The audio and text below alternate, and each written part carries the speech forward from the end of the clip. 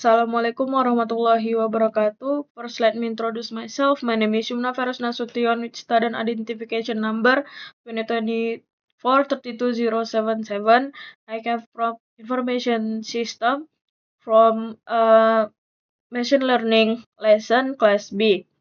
So today I'm going to explain the practical steps of building a multiple linear regression model using a housing dataset.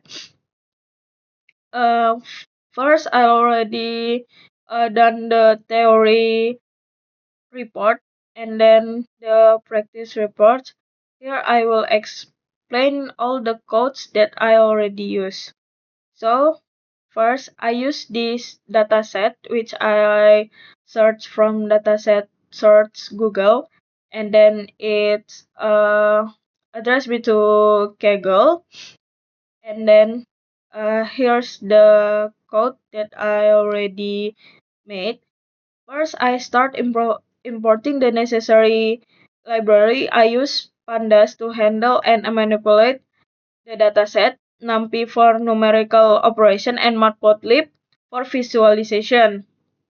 In addition, I use several modules from scikit-learn, including train, test, split for dividing the dataset, linear regression for building the model, and evaluation metrics such as mean squared error and error squared score. This step is important because it prepares all the tools required for data analysis and modeling.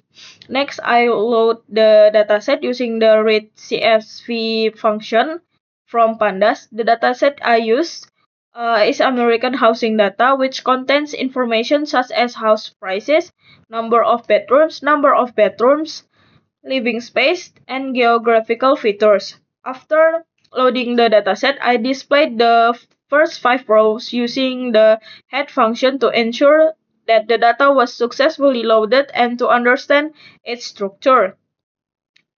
After that, I performed data collection and data cleaning. I checked for missing values using the isNav function and found that there were missing values in the median household income column. To handle this issue, I removed the rows containing missing values using the dropNav function. Then I removed duplicate data using drop duplicates to avoid bias in the model. After cleaning the dataset containing 39,017 rows, which indicates that data is now ready for further analysis. And then the next step is exploratory data analysis, or IDA. I use the describe column to function to observe statistical summaries such as mean, minimum, maximum, and standard deviation. From this stat, I found the house prices have a very wide range, which indicates high variability in the dataset. I also use the info function to check the data types and confirm that there are no remaining missing values. These steps helps in understanding the characteristic of the dataset before building the model. Then I perform data pre-processing and variable selection. I found that several columns such as dresses, city, state, uh, and country have object data types. These columns cannot be directly used in linear regression because they are not numerical.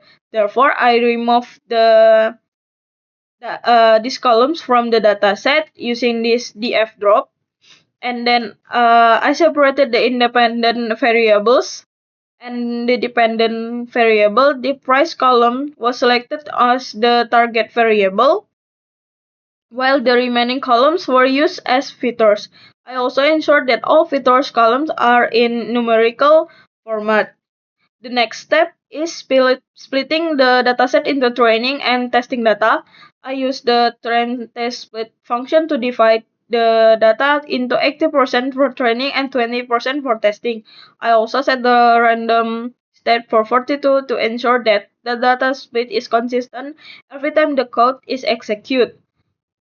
This step is important to evaluate how well the model performs on unseen data and to prevent overfitting.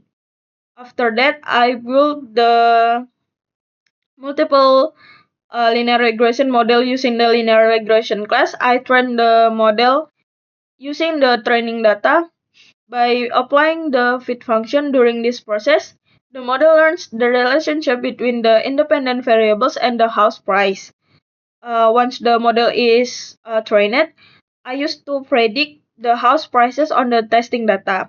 Next, I visualized the regression result using a scatter plot.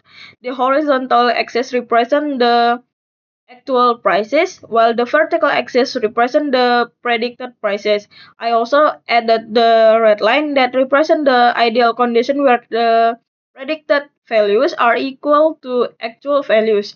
From the visualization, it can be observed that many data points are close to the line at the lower price range, but there are larger deviation at a higher price. That this indicates that the model performs better for lower priced houses compared the very exp- expensive ones.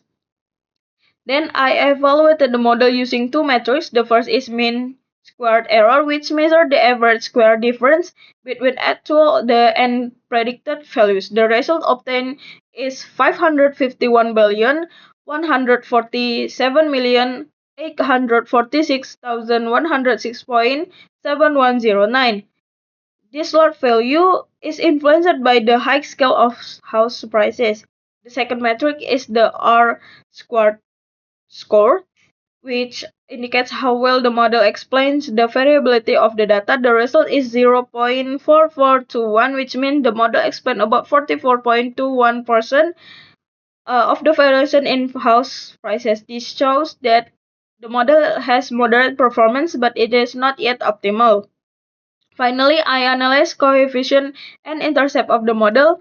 The intercept value is negative 1,792,562.18, which represent the baseline value when all the features are zero. Each comparison shows how much the price changes when the feature increased by 1 unit. For example, uh, the number of bedroom has a strong positive impact, meaning that adding one bedroom increases the house prices significantly. On the other hand, the number of bedrooms has a negative coefficient, indicating an inverse relationship in this dataset. In conclusion, these practical works demonstrate the complete process of building a multiple linear regression model, starting from the data preparation to model evaluation and interpretation.